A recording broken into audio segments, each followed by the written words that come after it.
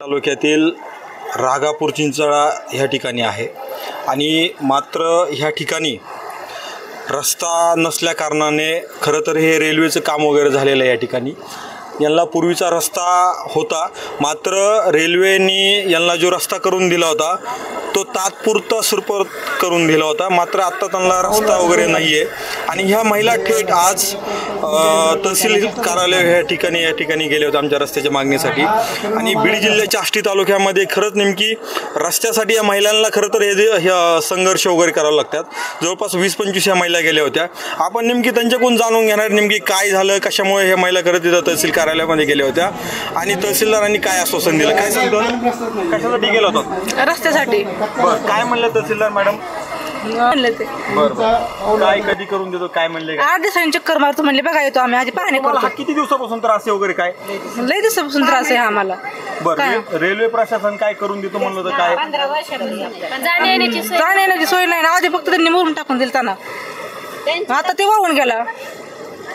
त्यांच्या पुरतं तात्पुरतं करून दिलं त्यांनी आणि त्यांचं काम झालं की ते परत त्यांनी इथं आलेच नाही। तर नंतर इथं रेल्वेवाल्यांनी त्यांच्या पुरतं तात्पुरतं नदीत फक्त मुरुम टाकून दिला आम्हाला। आणि आता काही दिवसांनी परत हा फुटला, आता आमच्या लेकरांना शाळेत जाता येणार, काही व्हायना, गाडीवर जाता येणार, सायकलवर जाता येणार, 4 चाकी वाहनं तर कसलेच येत नाही। तर डिलेव्हरीचं पेशंट जर एखादा असलं तर रात्रीचं इकडं खूप अजिबातच इथंच डिलेव्हरी होईना किंवा एखाद्याचा मृत्यू बी होईल, तरी पण आम्हाला आष्टीला जाण्यासाठी कसलीच सोय नाही। मी येतो आणि पाहणी करतो आणि करून देतो रस्ता। हा बोलले ते आता हे कायमच आहे आम्हाला हे त्रास। बरं, आता जर तुमची मागणी जर पूर्ण नाही झाली तर काय पुढे काय? आम्ही परत जाणार तहसीलला, उपोषण करणार तिथे जाऊन आम्ही। हा रस्ता दिला आम्ही उपोषणला बसणार तिथे। आम्ही पोरांना काय कसे नेणार, म्हाताऱ्या माणसाला आजारी पडले तर कसे नेणार? आम्ही कसं दवाखान्यात जायचं म्हणतो तर गडी माणसाला म्हणतो गोळ्या आणि आम्ही घरीच खातो, पण येता रस्त्यामुळे आम्ही येत नाहीत, आम्हाला चालत जावं लागतं।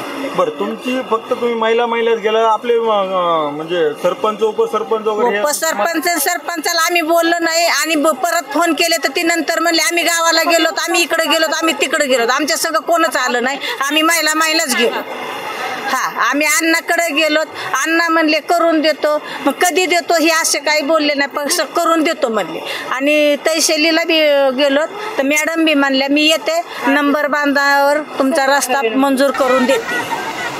बरं, तात्पुरतं वगैरे काय आश्वासन वगैरे काय? मग तात्पुरतं आम्हाला उलट द्यायला अडचण, त्यांनी 8 दिवसात येतो, चक्कर मारतो बघतो म्हणले। आता हे जो रस्ता जो आहे इथं आता इकडं पाणी वगैरे वाहतंय, तुम्हाला जायला जाता रस्ता नाही, नेमक्या याच्यासाठी तुम्हाला काय संघर्ष करावा लागतो? आम्ही त्यांनी त्यांच्या शासनाच्या माणसांनी कुणी येऊन त्याला करून द्यायला पाहिजे, नळ्या टाकून द्यायला पाहिजे, मुरुम टाकून द्यायला पाहिजे, सध्या पूल करून द्यायला पाहिजे, पण आता सध्या तरी व्यवस्थित करायला पाहिजे ना। प्रॉब्लेम आहे, हे 2-3 महिने झाले, पहिला पाऊस झाल्यापासून चालू आहे असं। दरवर्षी असंच फुटत आहे आणि दरवर्षी आम्ही असंच त्रास काढतो, पण आम्ही आमचे गडी माणसं मनाव घ्या ना, आम्ही बायांनीच मनाव धरले पण आम्ही गेलो मोर्चा घेऊन, नाही आले ते तर आम्ही अनेक 4 दिवसांनी परत तहसीलीला जाणार पाहिजे ना। आम्हाला दुसरी काही मागणी नाही, आम्हाला गठुडे घेऊन येता येत नाही, गुरांना खायला घेऊन येता येत नाही। रात्र जर दवाखान्यात जायचं म्हणलं ना तर तसेच आम्ही घरी दिवस काढतो, आम्हाला काय जाता येत नाही। एक अख्खं रात्र दुखायला लागलं ना तर रात्रीच्याला जाताच येणार नाही आम्हाला। तर